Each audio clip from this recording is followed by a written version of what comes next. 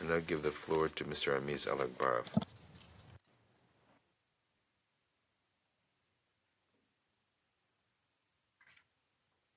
Thank you very much, Mr. President.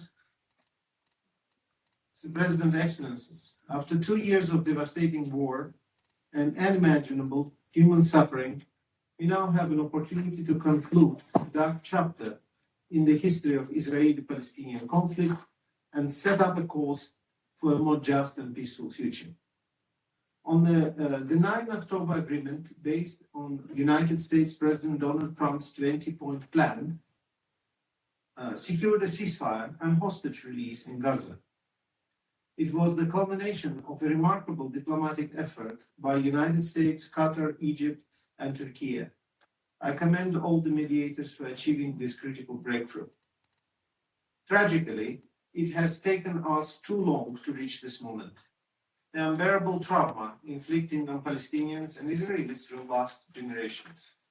The situation throughout the occupied Palestinian territory remains dire, and the destruction in Gaza is beyond description, while Palestinian civilians, children, women, and men continue to suffer immeasurably from the effects of the war and deprivation. And as we speak, there are still remains of deceased hostages in Gaza, while their families wait in agony to give their loved ones a dignified burial. The agreement represents hope for a better future, but the dynamics are extremely fragile. A return to conflict must be avoided at all costs. The remaining deceased hostages must be released without any further delay.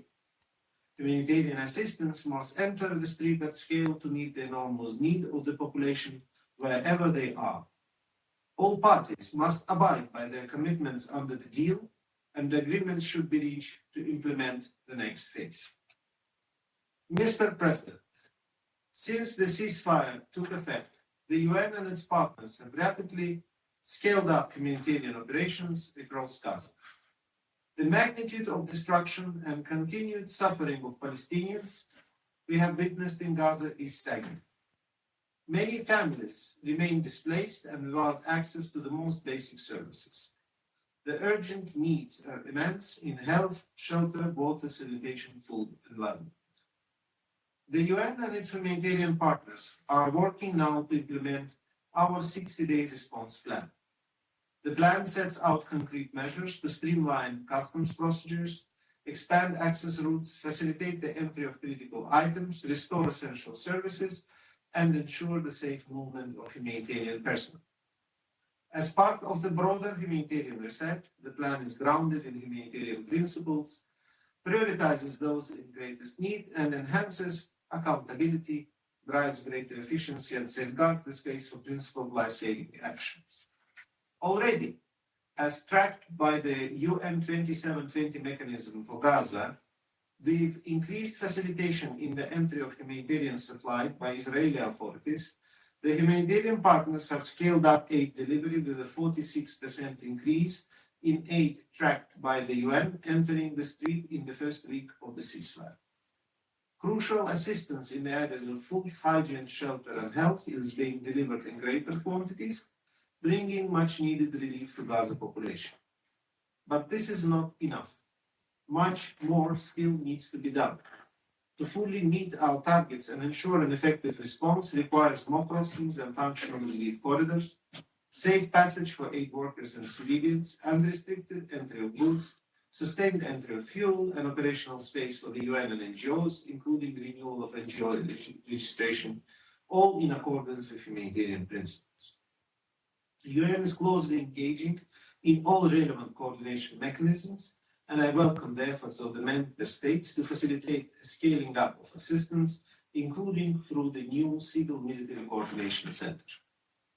While the ceasefire is in effect, the ongoing violence in Gaza, continued but sporadic attacks and strikes by IDF and Palestinian armed groups, as well as apparent killings of Palestinians by Hamas and other armed actors, also undermines humanitarian efforts and threatens stability in the street. Restoring order will be a critical step in facilitating relief efforts and supporting Gaza's recovery. We must act quickly to build on the current ceasefire towards a comprehensive agreement. or there is a serious risk that insecurity and violence will persist and undermine the recovery and reconstruction effort. To support the UN's response in Gaza, a robust aid coordination mechanism and accelerated international support will be necessary. Reconstruction will require a collective effort and should be Palestinian-led.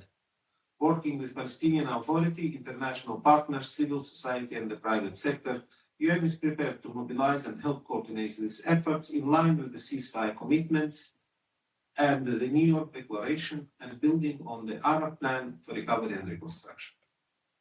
Mr. President, the Secretary General has welcomed the advisory opinion issued by the International Court of Justice on 22nd October, which found, inter alia, that Israel is required to fulfill its obligation under international law with respect to facilitating relief of the population of Gaza and to cooperate in good faith with the United Nations and its entities.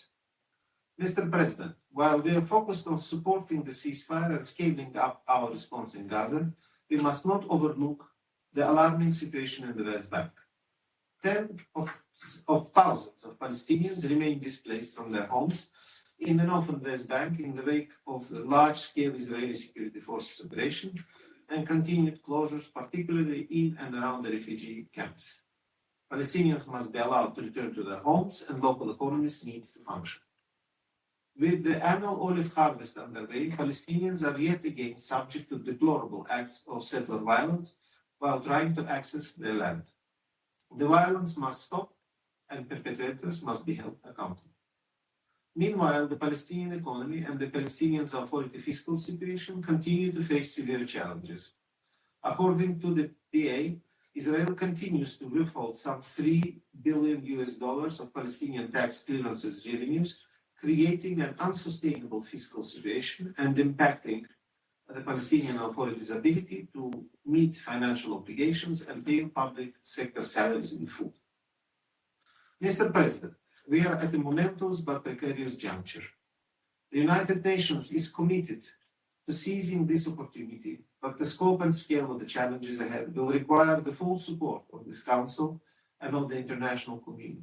Political will, financial resources, and a genuine commitment to creating a better future for all is needed. President Trump's 20-point plan and the declaration signed at the Summit for Peace, agreement to end the war in Gaza in Sharm el-Sheikh, have finally managed to secure a viable path towards ending the war. The forthcoming Cairo Reconstruction Conference, co-hosted by Egypt, the Palestinian Authority, and the United Nations, will be an important venue to advance recovery and reconstruction for Gaza. At the same time, we must not lose sight of the political horizon. We can build on the momentum created by the President Trump's plan and consolidate through tireless mediation efforts. The international community has affirmed in recent weeks its commitment to charting a course towards sustainably ending the broader Israeli-Palestinian conflict. The high-level international conference on peaceful settlement of the question of Palestine and the Global Alliance for the implementation of the two-state solution meeting on the margins of the UN General Assembly provide a pathway.